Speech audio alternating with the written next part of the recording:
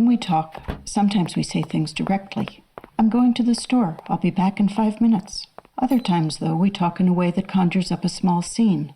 It's raining cats and dogs out, we say, or I was waiting for the other shoe to drop. Metaphors are a way to talk about one thing by describing something else. That may seem roundabout, but it's not. Seeing and hearing and tasting are how we know anything first. The philosopher William James described the world of newborn infants as a buzzing and blooming confusion. Abstract ideas are pale things compared to those first bees and blossoms. Metaphors think with the imagination and the senses. The hot chili peppers in them explode in the mouth and the mind. They're also precise. We don't really stop to think about a raindrop the size of an actual cat or dog, but as soon as I do, I realize that I'm quite certain the dog has to be a small one, a Cocker Spaniel or a Dachshund, and not a Golden Lab or Newfoundland. I think a beagle might be about right. A metaphor isn't true or untrue in any ordinary sense. Metaphors are art, not science, but they can still feel right or wrong. A metaphor that isn't good leaves you confused. You know what it means to feel like a square wheel, but not what it's like to be tired as a whale. There's a paradox to metaphors. They almost always say things that aren't true. If you say, there's an elephant in the room, there isn't an actual one looking for the peanut dish on the table. Metaphors get under your skin by ghosting right past the logical mind. Plus, we're used to thinking in images. Every night we dream impossible things, and when we wake up, that way of thinking still in us. We take off our dream shoes and button ourselves into our lives.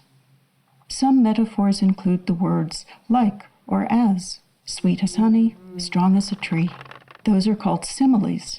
A simile is a metaphor that admits it's making a comparison. Similes tend to make you think. Metaphors let you feel things directly. Take Shakespeare's famous metaphor, all the world's a stage. The world is like a stage, just seems thinner and more boring. Metaphors can also live in verbs. Emily Dickinson begins a poem, I saw no way, the heavens were stitched. And we know instantly what it would feel like if the sky were a fabric sewn shut. They can live in adjectives too. Still waters run deep, we say of someone quiet and thoughtful, and the deep matters as much as the stillness and the water do. One of the clearest places to find good metaphors is in poems. Take this haiku by the 18th century Japanese poet Issa. On a branch floating down river, a cricket singing. The first way to meet a metaphor is just to see the world through its eyes. An insect sings from a branch passing by in the middle of the river. Even as you see that, though, some part of you recognizes in the image a small portrait of what it's like to live in this world of change and time. Our human fate is to vanish as surely as that small cricket will, and still we do what it does. We live, we sing. Sometimes a poem takes a metaphor and extends it, building on one idea in many ways.